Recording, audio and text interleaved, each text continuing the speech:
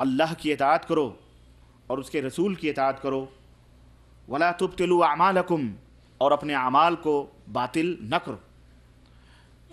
ایک جگہ اللہ تبارک تعالیٰ نے ارشاد فرمایا اتبعوا ما انزل الیکم من ربکم ولا تتبعوا من دونہ اولیاء، اے لوگو وہ باتیں جو آسمان سے تمہارے لیے اتاری جا رہی ہیں وحی کے ذریعے تم ان کی پیروی کرو، تم ان کی اتباع کرو، اور اللہ کے سوا کسی اور اولیاء، کسی اور رفقا اور کسی اور دوست کی پیروی اور اطاعت نہ کرو۔ میرے عزیزوں، میرے دوستوں اور بھائیوں، ایک جگہ اور اللہ تبارک تعالیٰ نے ارشاد فرمایا الیوم اکملت لکم دینکم واتممت علیکم نعمتی ورضیت لکم الاسلام دینا، کہ آج میں نے تمہارے لیے تمہارے دین کو مکمل کر دیا ہے اور میں نے اپنی نعمت کو پوری کر دی ہے اور میں دین اسلام سے راضی اور خوش ہوں۔ میرے بھائیوں، میرے عزیزوں، میرے دوستوں، دنیا کے اندر مسلمان دو طرح کے اعمال کرتے ہیں۔ دنیا کے اندر جتنے بھی مسلمان ہیں وہ جو بھی عمل کرتے ہیں وہ دو طرح کے، یا تو ان کے اعمال قرآن و سنت کے مطابق ہیں، قرآن و سنت کے فرمودات اور فرما تعلیمات کے مطابق ہیں، اللہ اور اس کے رسول نے جس طرح سے انہیں کرنے کا حکم دیا ہے اس کے مطابق ہیں، اور یا تو اس کے مخالف ہیں۔ اگر مسلمانوں کے اعمال قرآن و سنت کے مطابق ہیں تو انہیں اعمال صالحہ کہا جاتا ہے۔ ان اعمال کو کیا کہا جاتا ہے؟ اعمال صالحہ، نیک اعمال۔ اور اگر مسلمانوں کے اعمال قرآن و سنت کے مطابق نہیں ہیں تو انہیں اعمال سیئہ کہا جاتا ہے، برے اعمال سے انہیں تعبیر کیا جاتا ہے۔ ہم سب اس حقیقت کو جانتے ہیں کہ اسلام کی حقیقت کیا ہے۔ اسلام کی حقیقت یہ ہے کہ جو آسمان سے اللہ تبارک و تعالیٰ نے اپنے نبی کے اوپر وحی نازل فرمائی ہے اسی کے مجموعے کا نام اسلام ہے، اسی کے مجموعے کا نام کیا ہے؟ اسلام ہے۔ یعنی ہمارا اسلام وہ ہے جسے زمین کے اوپر تعمیر نہیں کیا گیا، ترتیب نہیں دیا گیا، بلکہ عرش سے اللہ عز و جل نے اس اسلام کو ہمارے لیے نازل فرمایا ہے، اور وہ اسلام عرش سے ہمارے لیے آیا ہے اور اپنے نبی حضرت محمد الرسول اللہ صلی اللہ علیہ وسلم پر اللہ تبارک و تعالیٰ نے اس کو اتارا ہے۔ یہی وجہ ہے کہ جا بجا قرآن کریم میں اللہ تعالیٰ نے اپنے بندوں کو ہر جگہ اپنے نبی کے پیچھے چلنے کا پابند بنایا ہے۔ ہر جگہ اللہ تبارک و تعالیٰ نے یہی بتلایا ہے کہ میرے نبی کو فالو کرو، میرے نبی کی اتباع کرو، میرے نبی کے پیچھے چلو، بلکہ یہاں تک فرمایا کہ من یطع الرسول فقد اطاع اللہ، جو میرے رسول کی اطاعت کرے گا وہ تو اطاعت رسول کی کرے گا، لیکن در حقیقت وہ کس کی اطاعت ہوگی؟ اللہ کی اطاعت ہوگی۔ اللہ تعالیٰ نے یہاں تک فرمایا قل ان کنتم تحبون اللہ فاتبعونی یحببکم اللہ، اے نبی میرے بندوں سے آپ کہہ دو کہ اگر تمہیں اللہ سے محبت ہے اور تم یہ دعویٰ کرتے ہو کہ تم اللہ سے محبت کرتے ہو، فاتبعونی، تو میری پیروی اور میری اتباع کرو، یحببکم اللہ، اللہ تمہیں اپنا محبوب بنا لے گا، اللہ تمہیں اپنا دوست بنا لے گا،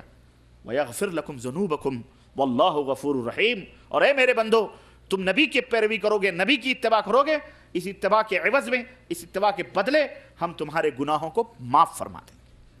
تمہارے گناہوں کو تمہارے لیے بخش دیں گے۔ اللہ تعالیٰ نے یہ عظیم مقام، یہ عظیم مرتبہ کسی بھی امتی کو عطا نہیں فرمایا، اللہ تعالیٰ کسی بندے کو عطا نہیں فرمایا کہ اللہ تعالیٰ نے دنیا میں کسی کے بارے میں یہ کہا ہو کہ لوگوں فلاں کی مان لو، جاؤ ہم نے تمہارے گناہوں کو معاف کر دیا ہے، فلاں کو مان لو جنت میں چلے جاؤ گے، نہ، سوائے حضرت محمد الرسول اللہ صلی اللہ علیہ وسلم کے۔ اور اگر کسی شخص نے اس منصب کو اور اس مقام اور ہمارے نبی حضرت محمد الرسول اللہ صلی اللہ علیہ وسلم کی اس رفعت اور بلندی کو اور اس خصوصیت کو کسی بھی بندے کے ساتھ جوڑا تو یہ نبی کریم صلی اللہ علیہ وسلم کی شان میں بہت بڑی توہین ہے۔ کیوں؟ اس لیے کہ جو مقام اللہ تبارک تعالیٰ نے ہمارے نبی کو عطا فرمایا ہے اس مقام پر اللہ کے بعد کوئی بھی دنیا کی مخلوق فائز نہیں ہو سکتی۔ وہ مقام اللہ کے حبیب صلی اللہ علیہ وسلم کا ہے کہ اگر ان کی اتباع کی جائے گی، ان کے پیچھے چلا جائے گا، ان کی بات مانی جائے گی، ان کے اعمال کو اپنے اعمال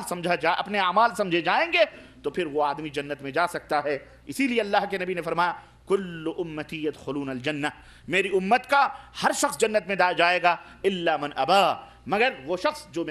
انکار کرے۔ صحابہ کرام رضوان اللہ علیہم اجمعین نے فرمایا کہ اللہ کے نبی کون انکار کرنے والا ہے؟ آپ نے فرمایا کہ من اطاعنی دخل الجنہ، جو میری اطاعت کرے گا وہ جنت میں جائے گا، ومن عصانی فقد ابا، اور جس نے میری نافرمانی کی اس نے در حقیقت انکار کیا۔ اس لیے میرے مسلمان دوستو اور بھائیو، میں نے بتلایا کہ اسلام کی حقیقت یہ ہے کہ جو آسمان سے اتبعوا ما انزل الیکم من ربکم، اے لوگو تمہارے رب کی طرف سے جو باتیں نازل کی جا رہی ہیں، اتاری جا رہی ہیں، تم ان کی اتباع اور پیروی کرو۔ قرآن کریم کی یہ تمام آیتیں اور نبی کریم صلی اللہ علیہ وسلم کی یہ حدیث، اور صحیح بخاری کے اندر حضرت عائشہ رضی اللہ تعالیٰ عنہ کی وہ حدیث پاک بھی آپ اپنے ذہن و دماغ میں رکھیں، جس میں نبی کریم صلی اللہ علیہ وسلم نے فرمایا کہ من احدث فی امرنا ھذا ما لیس منہ فہو رد، میرے لائے ہوئے دین میں، میرے لائے ہوئے حکم میں جس نے کسی نئی بات کا اضافہ کیا تو وہ مردود ہے۔ وہ کیا ہے؟ مردود ہے، وہ باطل ہے، وہ جھوٹ ہے، اس کو قبول نہیں کیا جائے گا۔ ومن یبتغ غیر الاسلام دینا فلن یقبل منہ وہو فی الآخرۃ من الخاسرین۔ اللہ نے فرمایا کہ اس اسلام کو جو اللہ کی طرف سے نازل کیا گیا ہے اور پیغمبر اسلام لے کر کے تمہارے پاس آئے ہیں، اس کو چھوڑ کر کوئی دوسری راہ تم اپناؤ گے، دوسرا راستہ اپناؤ گے تو وہ قبول نہیں کیا جائے گا، بلکہ وہ تمہارے منہ پہ مار دیا جائے گا اور آخرت میں تم خسارہ اور گھاٹا اٹھانے والوں میں سے ہو جاؤ گے۔ صحیح مسلم کے اندر اللہ کے رسول صلی اللہ علیہ وسلم نے ارشاد فرمایا کہ من عمل عملا لیس علیہ امرنا فہو رد، جس نے کوئی ایسا عمل کیا جو عمل ہم نے نہیں کیا ہے، جس نے کوئی ایسا عمل کیا جس عمل پر ہماری مہر نہیں، جس کو ہم نے نہیں کیا ہے، وہ عمل کیا ہے؟ مردود ہے، باطل ہے۔ وہ عمل کتنا حسین، کتنا خوبصورت کیوں نہ ہو۔ یہ آیات اور یہ احادیث میرے عزیزوں، اور اللہ تعالیٰ نے فرمایا الیوم اکملت لکم دینکم، یہ دین مکمل ہے۔ یہ دین کیا ہے؟ مکمل کا مطلب سمجھتے ہو کیا ہے یارو؟ مکمل کا مطلب یہ ہے کہ بھرا ہوا ہے بالکل، اب اس میں ایک قطرے بھی اضافے کی گنجائش باقی نہیں۔ یہ دین مکمل ہے، کامل ہے، اس میں کسی کو بھی حذف یا اضافہ کرنے کی اتھارٹی حاصل نہیں ہے۔ یہ دین کامل ہے، اللہ کی طرف سے آیا ہے، اور یہ دین قیامت تک کے لیے آیا ہے۔ اب نہ کوئی دوسرا نبی آئے گا اور نہ ہی کوئی دوسرا دین آئے گا، یہی آخری نبی ہے اور یہی آخری دین ہے۔ اور قرآن کریم کی اس آیت کریمہ کو سامنے رکھتے ہوئے اس کا مطلب ہمیں واضح طور پر ہماری سمجھ میں یہ آتا ہے کہ جو بھی دینی احکامات اس امت کو دیے جانے والے تھے وہ سب کے سب اللہ تبارک و تعالیٰ نے اپنے بندوں کو دے دیے۔ الیوم اکملت لکم دینکم، دین مکمل ہو گیا، مطلب جو بھی احکامات، جو بھی فرمودات، جو بھی تعلیمات قیامت تک کے لیے اللہ تعالیٰ کو اپنے بندوں کو دینا تھا، اللہ تعالیٰ نے وہ تمام احکامات اپنے بندوں کو دے دیے، اور ہدایت کی یہ نعمت پوری ہو گئی، اور اس امت کے لیے جس دین اور جس طریقے اور جس طریقے عمل، جس دین اور جس طریقے کو پسند کیا گیا ہے اس کی تکمیل کر دی گئی ہے، اور اسی دین اسلام کو رب کی طرف سے پسندیدگی کی سند عطا کر دی گئی ہے کہ یہی میرے نزدیک سب سے زیادہ پسندیدہ وَرَضِيتُ لَكُمُ الْإِسْلَامَ دِينًا، وَرَضِيتُ لَكُمُ الْإِسْلَامَ دِينًا، اور میرے نزدیک پسندیدہ دین کون سا دین ہے؟ اسلام ہے۔ اب جو شخص بھی اللہ کا محبوب بندہ بننا چاہتا ہے، اللہ کا قریبی بندہ بننا چاہتا ہے، اور اللہ رب العزت سے قریب ہونا چاہتا ہے، اس کے لیے ضروری ہے کہ وہ اس کامل اور اس مکمل دین کا پابند اور پیروکار بن جائے، اور اسے اپنا اللہ اور اس کے مطابق اپنی زندگی کو گزارے، یہاں تک کہ اللہ اسے اپنا محبوب بندہ بنا لے گا۔ ہے کہ نہیں؟ اس آیت کریمہ سے واضح طور پر یہ بات سمجھ میں آتی۔ اور میرے عزیزو، یہ الیوم اکملت لکم دینکم واتممت علیکم نعمتی ورضیت لکم الاسلام دینا، اس آیت کریمہ کی نزول کی اہمیت اور اس کی عظمت کا اندازہ آپ اس واقعے سے لگائیں کہ ایک یہودی